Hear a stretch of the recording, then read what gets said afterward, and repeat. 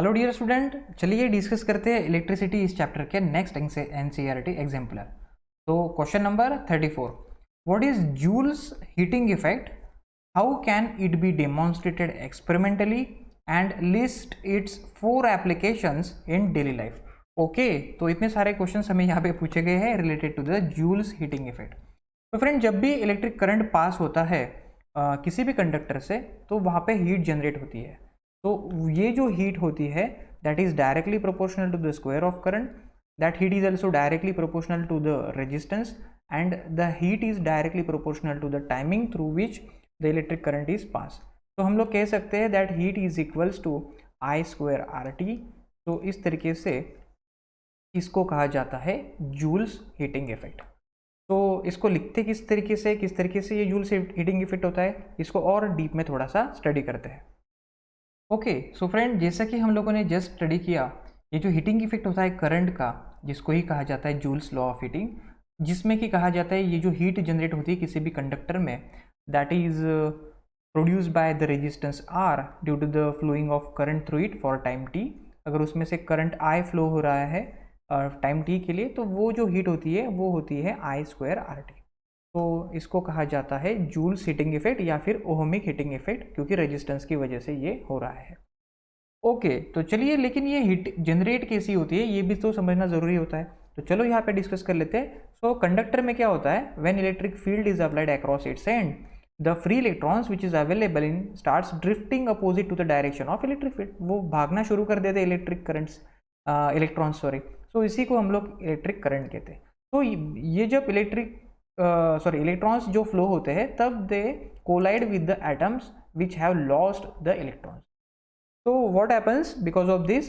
So because of these continuous collisions, है ना, electrons जो होते हैं कोलाइड होते रहते हैं एटम्स के ऊपर, स्ट्राइक होते रहते हैं। तो some energy of electrons is transfer to the atoms which vibrate violently as they gain energy, and thus the heat is developed in the conductor, and greater the current, greater will be the rate of collision, and so greater will be the heat produced. तो इस तरीके से ये सारा concept होता है। Electrons जो strike होते हैं एटम्स पर, तो दे gain the energy, they starts vibrating, and therefore the heat in the conductor is increases. So this is the Joule's heating effect. Okay, so next हमें पूछा था how can it be demonstrated experimentally. चलो ये भी discuss करते हैं, लेकिन उसके पहले ये जो लिस्ट हमें पूछी गई है 4 एप्लीकेशंस की डे टू डे लाइफ में। तो फ्रेंड, जैसे कि हम लोग देख सकते हैं कि रूम हीटर हो गया, इलेक्ट्रिक आयरन हो गया, इलेक्ट्रिक बल्ब हो गया, इलेक्ट्रिक फ्यूज़ हो गया, इन सारे अप्लायंसेस में हम लोग देख सकते हैं कि हीट जनरेट हो रही है, जिसका ही यूज़ किया जा रहा है। तो these are some names where there is application of this Joule's heating effect. अभी सपोज अगर एक्सपेरिमेंटली हमें डिनोट करना है कि ये जो हीट होती है वो इक्वल होती है I square into R into T से, तो किस तरीके से इसको हम लोग एक्सपेरिमेंटली डेमोन्स्ट्रेट करते हैं, चलिए डिस्कस करते हैं। तो friend, verification of joules law के लिए कुछ इस तरीके से हमें सेटअप यहाँ पे करना है। तो जूल्स लॉ वेरीफाई करने के लिए हमें एक कैलोरीमीटर, जिसको कि जूल्स कैलोरीमीटर भी कहा जाता है, इस तरीके से होता है ये कैलोरीमीटर, जिसमें से ये जो हीट होती है जो कि प्रोड्यूस होगी इसमें आफ्टर द एक्सपेरिमेंट, तो वो बाहर नहीं जाती। जैसे हमारा थर्मास होता है, जस्ट लाइक दैट, है ना, हीट ट्रांसफर इसमें नहीं होता है। तो इस डिवाइस को कहा जाता है कैलोरीमीटर। तो उसमें हमें क्या करना है, उसमें हमें रखना है एक रेजिस्टेंस ऑफ कॉइल आर, उसके साथ में कॉपर कैलोरीमीटर भी हमें मीन्स यहाँ पे इसके अंदर रखना है। क्या कॉपर का कैलोरीमीटर होगा, उसके अंदर हमें रेजिस्टेंस को रखना है, ठीक है। तो ये जो कॉइल होगा, रेजिस्टर्स होगा, तो वो क्या करेंगे, the ends of the coils are connected to the 2 terminals and fix to the lead of the calorimeter. Calorimeter का ये जो ढक्कन होगा, उसको हम लोग इस कॉइल के एंड्स को यहाँ पे इस तरीके से फिक्स कर देंगे। उसके बाद में यहाँ पे हमें एक स्टीरर भी ऐड करना है, जिसके वजह से जो मीन्स लिक्विड होगा वहाँ पे हम लोग कंटिन्यूअसली स्टीयर कर सकते हैं। स्टीरर एंड थर्मोमीटर टी, यहाँ पे थर्मोमीटर भी हमें इंसर्ट करना है, जिसके वजह से हम लोग टेम्परेचर में जो इंक्रीज डिक्रीज हो रहा है, चेंज इन टेम्परेचर नोटिस कर सकते हैं। उसके बाद में 2/3 of the volume of calorimeter is filled with the water and the calorimeter is enclosed in a wooden box to minimise the loss of heat. उसके बाद में इसको इस वुडन बॉक्स में रखना है, जिससे कि लॉस ऑफ हीट प्रिवेंट हो सके। तो चलिए, इस तरीके से होती है सारी एपरेटस सेटिंग। हम लोगों ने दिया है कॉपर कंटेनर, जिसमें कि भरा हुआ है पानी, उसमें रखा हुआ है कॉइल के एंड्स लीड को कनेक्ट किए गए हैं, जिसको कि हम लोग इलेक्ट्रिक सप्लाई दे सकते हैं, और उसको ही हमने यहाँ पे वोल्ट मीटर भी अक्रॉस ज्वाइन कर दिया है। तो बैटरी भी कनेक्ट करना है, की, रेहोस्टैट, एमीटर, इस तरीके से सारे ये बातें हमें सीरीज में कनेक्ट करना है, लेकिन जो वोल्ट मीटर होगा वो हमें यहाँ पे पैरेलली कनेक्ट करना है।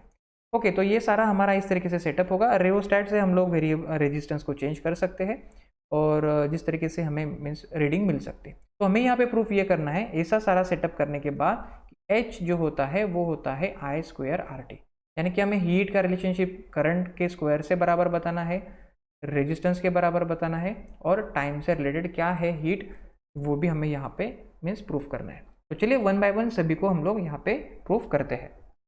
ओके, सो फ्रेंड्स सबसे पहले हम लोग डिस्कस करते हैं कि लॉ ऑफ करंट। हम लोगों ने देखा कि H is directly proportional to I square, इसको हम लोग कैसे वेरीफाई कर सकते हैं एक्सपेरिमेंटली। तो इनिशियली हमें क्या करना है, यहाँ पे जब हम लोग थर्मामीटर इंसर्ट करेंगे उसका जो भी कोई टेम्परेचर होगा उसे हम लोग θ1 या फिर टेम्परेचर 1 कह सकते हैं। सपोज मैंने यहाँ पे लिख दिया उसको टेम्परेचर 1, है ना। तो सपोज W ये उसकी कैपेसिटी होगी इस कैलोरीमीटर की। अभी हम लोग क्या करेंगे, इस पूरे सिस्टम से करंट पास करेंगे पर्टिकुलर एम्पियर का। सपोज I1 करंट हमने पास कर दिया, एक पर्टिकुलर टाइम के लिए हम लोग इसको पास करेंगे, सपोज 20 मिनट्स। तो 20 मिनट्स के लिए देखो टाइम कितना है 20 मिनट्स, तो 20 ये टेम्परेचर की वैल्यू है ना, टेम्परेचर 1 जो इनिशियल था ये करंट अप्लाई करने से पहले ये टेम्परेचर। अभी हम लोगों ने 20 मिनट्स तक करंट पास किया तो ऑफकोर्स हीट जनरेट होगी वहाँ पे। तो जो राइज इन टेम्परेचर होगा उसको मैं कह देता हूँ टेम्परेचर 2, है ना। इस वजह से मैं सभी टेम्परेचर बढ़ा, यानी कि शुरू में सपोज 20 डिग्री होगा, आगे 30 डिग्री, तो 10 डिग्री से बना इस तरीके से। तो अभी ये जो डिफरेंस है वो मैं कैलकुलेट कर देता हूँ। सो ये जो हीट होगी यहाँ पे, so it will be θ2 minus θ1, यानी टेम्परेचर 2 माइनस टेम्परेचर 1। ओके, तो इस तरीके से रीडिंग हम लोगों ने यहाँ पे मेजर कर दी है after passing the current I2। तो इसी तरीके से हमें बाद में I3 करंट पास करना है उतने ही टाइमिंग के लिए। सबसे पहले हम लोगों ने करंट I1 पास किया था, तो वैल्यू देख ली हम लोगों ने 20 मिनट्स में कितना टेम्परेचर बढ़ रहा है। उसके बाद में हम लोगों ने सेकेंड मीन्स अनदर एम्पेयर का करंट पास किया उस 20 मिनट तक, तब टेम्परेचर में कितना इंक्रीज हुआ वो हम लोगों ने कैलकुलेट किया। फिर हम लोगों ने और एम्पेयर बढ़ाया, करंट ज़्यादा पास किया, तो टेम्परेचर डिफरेंस मीन्स 20 मिनट्स में कितना टेम्परेचर डिफरेंस हुआ ये हम लोगों ने कैलकुलेट किया। तो इस तरीके से डिफरेंट एम्पियर के करंट को हम लोगों को कितना चेंज इन हीट यहाँ पे मिला है वो हम लोग मीन्स यहाँ पे कैलकुलेट अभी किया हुआ है, जिसको ही हम लोग यहाँ पे हीट कहते हैं। और ये वैल्यू जब हम लोग कैलकुलेट करते हैं तब हमें एक बात यहाँ पे नजर आती है, ये जो हीट 1 थी divided by I1 square is equals to heat 2 divided by I2 square is equals to heat 3 divided by I3 square. इस तरीके से रिलेशनशिप हमें यहाँ पे मिलेगा, यानी कि इससे ये प्रूफ होगा कि H हीट अपॉन करंट का स्क्वायर, ये जो रेशो है ये कांस्टेंट है। तो इसी की वजह से हम लोग कह सकते हैं ये जो हीट यहाँ पे जनरेट होती है वो होती है directly proportional to the square of electric current. इसको ही हम लोग लॉ ऑफ करंट कहते हैं। तो इस तरीके से हमने लॉ ऑफ करंट को वेरीफाई किया है। तो चलिए नेक्स्ट लॉ को भी हम लोग यहाँ पे वेरीफाई करते हैं। ओके, सो फ्रेंड अभी हमें वेरीफाई करना है लॉ ऑफ रेजिस्टेंस, यानी कि हमें प्रूफ करना है कि हीट जो जनरेट होती है वो directly proportional to the resistance. अभी हम क्या करेंगे, लास्ट जब हमें लॉ ऑफ करंट प्रूफ करना था तब हमने करंट डिफरेंट एम्पेयर का लिया था, लेकिन अभी हमें यहाँ पे फिक्स अमाउंट का करंट लेना है और टाइमिंग भी यहाँ पे हमें फिक्स ही रखना है। टाइमिंग भी हमें यहाँ पे फिक्स रखना है, सपोज 20 मिनट्स। लेकिन हम लोग यहाँ पे चेंज करेंगे अभी रजिस्टर। सपोज सबसे पहले मैंने लिया रजिस्टर ऑफ रेजिस्टेंस R1, तब वहाँ पे हीट कितना जनरेट हुआ, R1 रजिस्टर जब मैंने लिया और उसमें से इतना ही करंट और इतने टाइम के लिए यहाँ पे मैंने अगर उसको पास किया तो मुझे सपोज हीट 1 मिली यहाँ पे। अभी यहाँ पे मैंने रेजिस्टेंस चेंज कर दिया, अभी मैंने यहाँ पे जो रेजिस्टेंस है ये वाला ये चेंज कर दिया R2। अभी पहले जितना करंट पास किया था उतना ही करंट उतने ही टाइमिंग के लिए पास किया है, लेकिन अभी यहाँ पे जो हीट है वो हमें थोड़ा सा चेंज इन हीट नज़र आएगा। थर्ड टाइम के लिए अगर हमने रेजिस्टेंस 3 यूज़ किया, यहाँ से उसको रिप्लेस करके थर्ड रेजिस्टेंस यूज़ किया, लेकिन करंट और टाइमिंग फीस ही रखा, सेम एम्पेयर का करंट पास किया सेम टाइमिंग के लिए, लेकिन यहाँ पे मुझे हीट जो जनरेट हुई है यहाँ पे वो H3 मिली। इन तीनों वैल्यूज़ को मैं जब एनालिस करता हूँ तब मुझे नज़र आता है कि H1 अपॉन R1 ये जो रेशो है that is equal to H2 upon R2 that is equal to H3 upon R3। यानी कि हमें ऑन एन एवरेज ये नज़र आता है कि हीट टू द रेजिस्टेंस ये जो रेशो है वो कांस्टेंट है।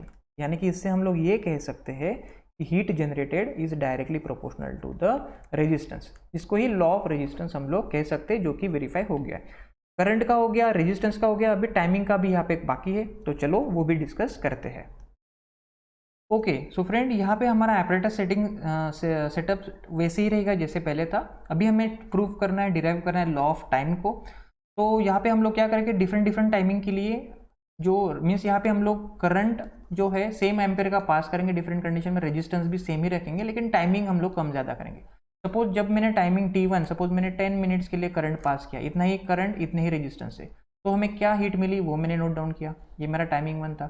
सपोज टाइमिंग मैंने बढ़ा दिया, अभी 20 मिनट जब मैं करंट पास करता हूँ इतना ही एम्पेयर का करंट इतने रेजिस्टेंस से ही, तो मुझे हीट 2 मिली, है ना। फिर उसके बाद में मैंने और टाइमिंग बढ़ा दिया, सेम करंट उसी रेजिस्टेंस से मैं पास कर रहा हूँ, तो मुझे हीट की वैल्यू मिली 3।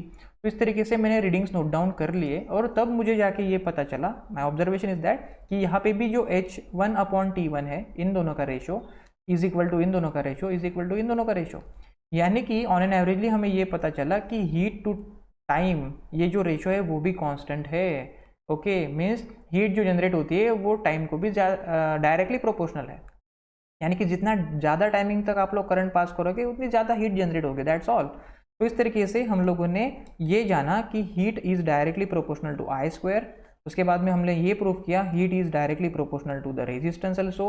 उसके बाद में अभी हम लोगों ने ये प्रूव किया कि heat is directly proportional to the timing also. तो इस तरीके से हमने ये जो जूल्स लॉ ऑफ हीटिंग है H=I²RT, इसको यहाँ पे एक्सपेरिमेंटली वेरीफाई कर दिया है। तो इस तरीके से आपको 1 बाय 1 सारे जो लॉज है, सबसे पहले तो आपको ऐसा सेटअप के एक डायग्राम बना लेनी है, किस तरीके से अरेंज किया है वो लिखना है, और 1 बाय 1 आपको ये तीनों लॉज इस तरीके से एक्सप्लेन करना है। So that's all about this question. So now let's discuss the next example. Okay, so friend, question number 35. Find out the following in the electric circuit given in a figure. Okay, तो ये figure दी गई है और हमें यहाँ पे ये सारी बातों को फाइंड आउट करना है। सबसे पहले क्या दिया गया है देखते हैं, effective resistance of 2 8 ohm resistor in a combination. तो हाँ, तो डायग्राम में देखो यहाँ पे ये जो 8 ओम के रजिस्टर है वो पैरेलली कनेक्टेड है, तो हमें इसका equivalent resistance, effective resistance find out करना है। तो हमें फ्रेंड्स बताइए, अगर पैरेलल कॉम्बिनेशन है तो इक्विवेलेंट रेजिस्टेंस जो होता है that is equals to 1/R1 plus 1/R2, है ना। तो मैं वैल्यूज पुटअप करता हूँ, R equivalent equal to 1/8 plus 1/8, तो 1/R equivalent equal to 2/8, so 1/R equivalent equal to 1/4, so R equivalent equal to 4 ohm. Okay, यानी कि ये पूरा जो पैरेलल कॉम्बिनेशन है उसका टोटल रेजिस्टेंस जो है वो है 4 ओहम का। तो जो फर्स्ट ए था मीन्स उसमें आंसर मिला है हमें 4 ओहम। चलिए डिस्कस करते हैं सेकंड में क्या फाइंड आउट करना है। बी में फाइंड आउट करना है current flowing through 4 ohm resistance. Okay, तो इस कंप्लीट 4 ओहम रेजिस्टेंस से कितना करंट पास हो रहा है ये हमें फाइंड आउट करना है। तो फ्रेंड यहाँ पे प्लीज नोट डाउन कीजिए कि ये रेजिस्टेंस और ये पूरा कॉम्बिनेशन सीरीज में कनेक्टेड है, तो इस कंप्लीट सर्किट से जितना करंट पास होगा उतना ही इस 4 ओम से भी पास होने वाला है। तो हम लोग क्या करते हैं, कंप्लीट सर्किट से कितना करंट फ्लो होने वाला है वो यहाँ पे कैलकुलेट करते हैं। तो उसके लिए देखिए ओम्स लॉ हमें पता है, ओहम्स लॉ, तो ओहम्स लॉ हमें पता है वो ये है कि V is equals to IR। तो करंट हमें चाहिए तो it will be voltage upon resistance. तो यहाँ पे ये जो रेजिस्टेंस हम लोग लेंगे तो ये रेजिस्टर और ये पूरा कॉम्बिनेशन सीरीज में है, तो इन दोनों की हम लोग सम कर देंगे। तो ये 4 ओम का है और इसका टोटल हम लोगों ने फाइंड आउट किया है 4 ओम। तो यहाँ पे मैं वैल्यूज पुटअप करता हूँ, I is equals to V दिया गया है हमें 8 वोल्ट 8, यहाँ पे ये जो R होगा वो होगा 4 ओहम प्लस इसका पूरा इक्विवेलेंट, यानी इसका इक्विवेलेंट आया है 4, so it will be 4 ohm. Okay, so यहाँ पे आएगा value I is equals to 8/8, so I is equals to 1 ampere, यानी कि इस पूरे सर्किट से 1 एम्पियर का करंट पास हो रहा है, यानी कि 4 ओम से भी उतना ही पास होगा 1 एम्पियर का। तो दिस इज ऑल अबाउट सब क्वेश्चन बी।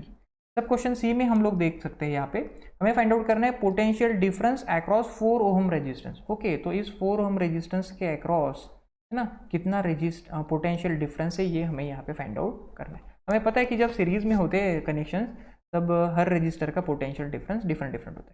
तो चलिए ये भी हम लोग फाइंड आउट कर से बाय दिस ओम्स लॉ। तो ओम्स लॉ हमें पता है, ओम्स लॉ, तो ओम्स लॉ में हमें बताया गया है कि V is equals to IR। हमें इस पर्टिकुलर रेजिस्टेंस का पोटेंशियल डिफरेंस फाइंड आउट करना है, तो V पता नहीं है हमें, उसमें से कितना करंट जा रहा है, उसमें से हमने देखा कि 1 एम्पियर का करंट जा रहा है, so I is equals to 1।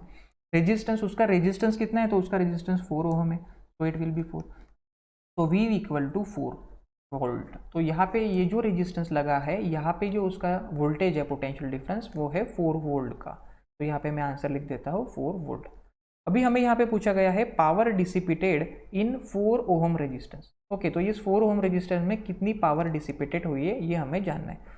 तो ओके, तो डी में यहाँ पे फाइंड आउट। तो पावर का फॉर्मूला हमें पता है, पावर क्या होती है, पावर होती है वोल्टेज इनटू इलेक्ट्रिक करंट, है ना, I V I. So power equal to इसका वोल्टेज कितना है इस पर्टिकुलर रेजिस्टेंस का जो हमने फाइंड आउट किया, तो वो है उसका 4 वोल्ट्स, और उसमें से कितना करंट पास हो रहा है, उसमें से करंट पास हो रहा है 1 एम्पियर का। So it will be multiplied by 1, so power will be 4 watt. इस तरीके से हम लोग इसको कैलकुलेट कर सकते हैं। वैट कहिए या फिर वोल्ट एम्पियर कहिए, one are the same thing. तो इस तरीके से यहाँ पे इसका यूनिट है 4 वोल्ट एम्पियर।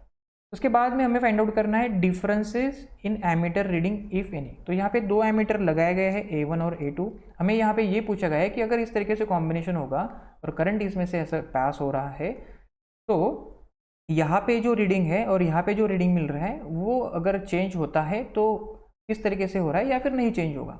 तो friend please try to understand this register and this complete combination is connected in series. और हम लोगों ने देखा है कि जब सीरीज कॉम्बिनेशन होता है तो same amount of current flow होता है। आप लोग एमीटर को यहाँ पे लगाइए, यहाँ पे लगाइए, यहाँ पे लगाइए या फिर यहाँ पे लगाइए, हमें सेम रीडिंग मिलेगी। सो हम लोग यहाँ पे लिखेंगे no differences in ammeter reading will be find out. तो this is all about this question number 35।